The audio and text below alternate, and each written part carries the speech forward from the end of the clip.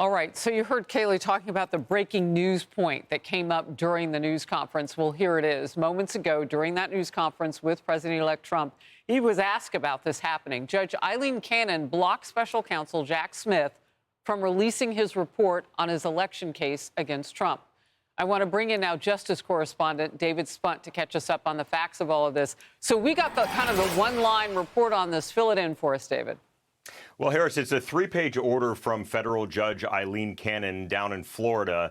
Ironically, it came on the docket a few minutes after President-elect Trump was praising Judge Cannon and saying that she had the courage to handle the case the way she did. But the bottom line is this regarding this breaking news. Special counsel Jack Smith, who's going to be out of a job in just a few days because the Justice Department cannot prosecute a sitting president, will release, or at least plans to release, 2 volumes of a report. The first is the election interference case that he brought against then former president, now President-elect Trump. The other is the classified documents case. Smith failed at both of those for different reasons, so neither of those went to trial. Now Jack Smith wants to have his parting word with a report. It's not unusual for special counsels to put out reports. This is a bit unusual in this case because the subject of both reports, Harris and everyone there on the couch, is the president that's going to be taking the oath of office in less than 2 weeks. So Judge Cannon told the Justice Department to hold off from releasing the report until the 11th Circuit Court of Appeals makes some sort of decision. What's not clear, and I want to be clear, is if that means both volumes of the report. And speaking to sources, I'm told that DOJ is holding off right now on releasing any parts of the report because they don't know exactly what this order means. So we're told Jack Smith is preparing a lengthy, voluminous report in 2 sections, 2 volumes, and Judge Cannon, in this 3-page order, says that the DOJ is being told to hold off on releasing any reports until the 11th Circuit Court of Appeals weighs in. Harris? Just real quickly, and forgive me if I missed this in your reporting from even earlier, but what is the time period for something like that? Could that kind of an appeal happen before January 20th? Yeah, absolutely, it could.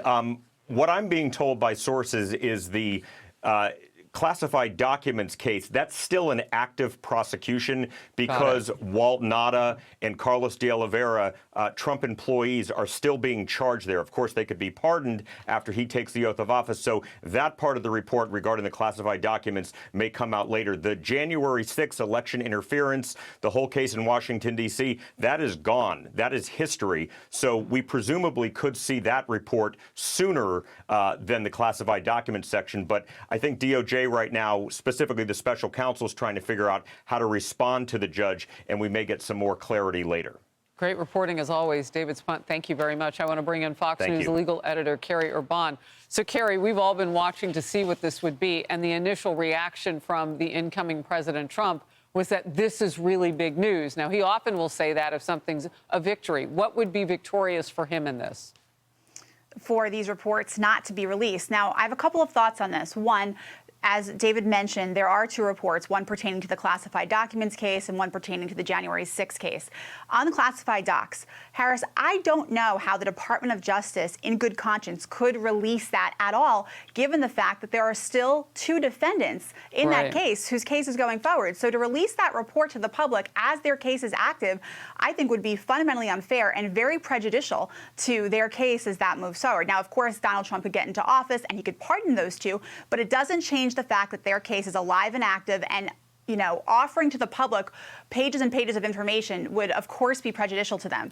On the January 6th case, I would argue that Jack Smith has already issued that report, and he did so in the beginning of October when he issued that 165-page filing with Judge Chutkan. I think people perceive that as an attempt to influence the election, since he was effectively regurgitating everything we already knew.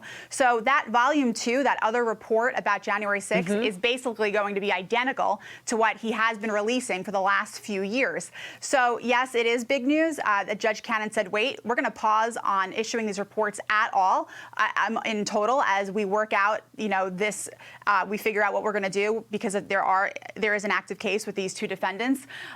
But she could delay it long enough till inauguration, then we see what would happen there. So just real quickly, you made the same note that I did about Jack Smith and what could happen moving forward with the possibility that he's issuing the same report twice. So I've been wondering, well, what would the public see that they haven't seen? I would imagine it would be redacted. Oh, I don't think anything. And if the special counsel regulations does require a special counsel to file a report with the Attorney General. But it is up to the Attorney General whether he or she decides to release that report. And, Attorney General Garland could look at that and say, look, we have basically been issued this report for the last 3 years. This man is president. These cases are gone. Enough. We're going to start over, and we're just going to do away with these things. All right. Let me interject here. The New York case, arguments underway right now. Where do you put that? And the threat of, well, at some point in the future, there could be sentencing? Yeah, well, look, I think it's fundamentally unfair that Judge Merchan gave President-elect Trump a week to, go through the appeals courts to make his case before the sentencing on Friday. I mean, that's very hard to do, to go through that entire process and hope that a court intervenes in a handful of days.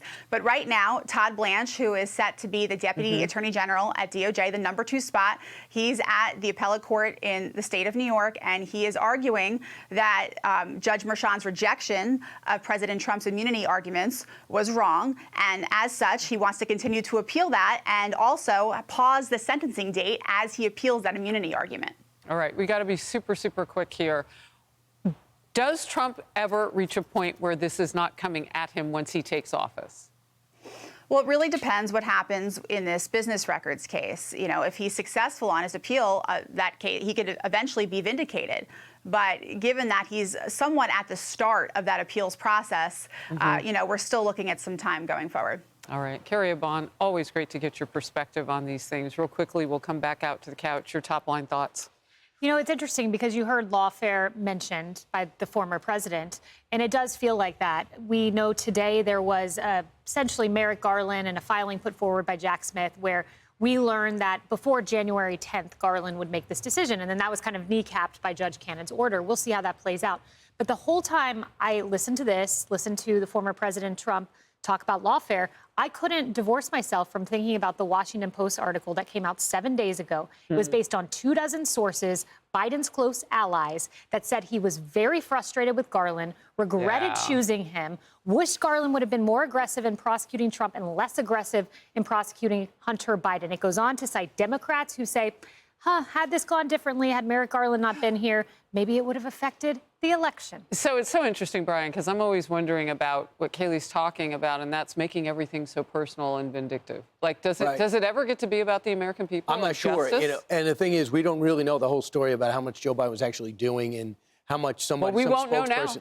We're going to know soon. You think we will? I think we will. We're beginning to get the story of a guy that has bad days where you can't talk to him and good days where he gives you a good hour. But nothing that can be adjudicated. Right. True. I'm not looking to put an 82-year-old man on trial. But when it comes to Hunter, remember, he had a sweetheart deal. It was that judge that blew up that deal that was going to put him on the glide path to probation for his gun charge, then opened up everything else when the facts came out. The facts are a problem with Joe Biden. That's what he's mad at Garland for finding the facts on his son. And now we have pictures in the New York Post last week. We're going to go back next week that show he was all over those deals in China. That's the story that he wants to stop. As far as these 2 cases, we're done. That horse has left the barn. It's not coming back, and we're not looking for it.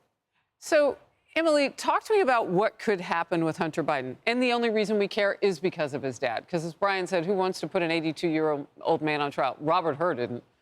Right, that's right. Exactly right. Well, looking forward, I think there are still things left to be prosecuted. So I would say wait for that. But I really want to make a point about Judge Cannon, if I may, which is that reminder that she was the one that ruled that the special counsel was unlawfully elected. And that is currently still under appeal in the 11th Circuit.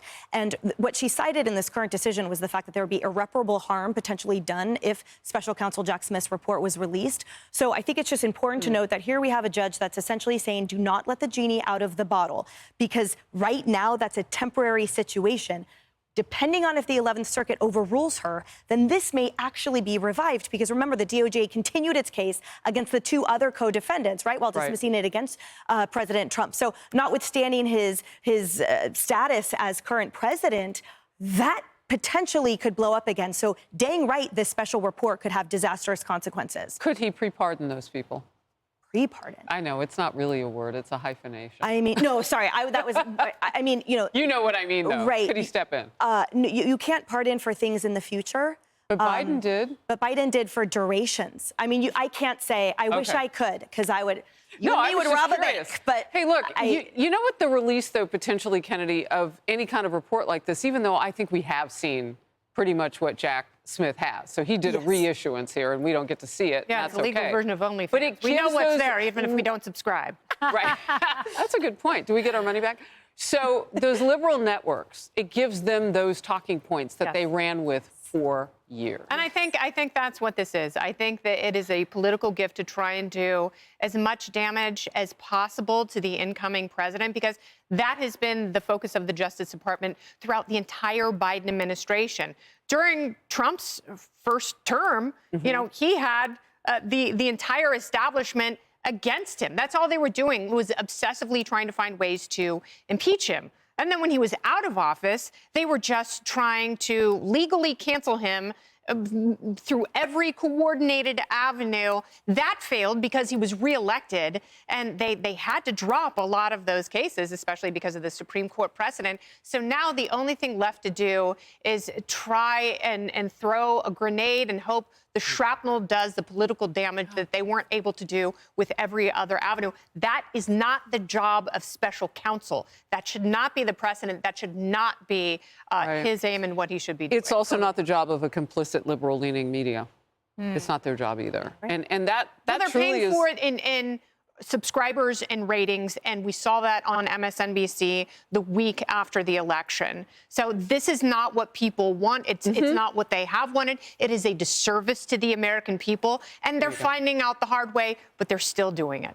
Brian, your last thought. My last thought is Trump made a lot of news today, and his foreign policy, Witkoff moving in that region, for a guy that's not president yet, he's certainly doing a lot. Well, somebody has to be president right now. Because basically all Joe Biden is doing is having a tantrum through his offshore drilling and his other thing that he's doing with the release of these Gitmo detainees. Yeah. Or as bad as it gets. Yeah, and the thinking that the recidivism that is alive and well among them, they will hit anything that we love or support around the world that they can. And No question. and there's still 15 of them left at Gitmo. So Biden may release more to make Obama's dream. Remember, he wanted Gitmo closed, and Biden has furthered that now. So he's 15 away. We'll be watching all of it, covering every bit of news for you. America Reports Now. Hey everyone, I'm Emily Campagno. Catch me and my co-hosts Harris Faulkner and Kaylee McEnany on Outnumbered every weekday at 12 p.m. Eastern, or set your DVR.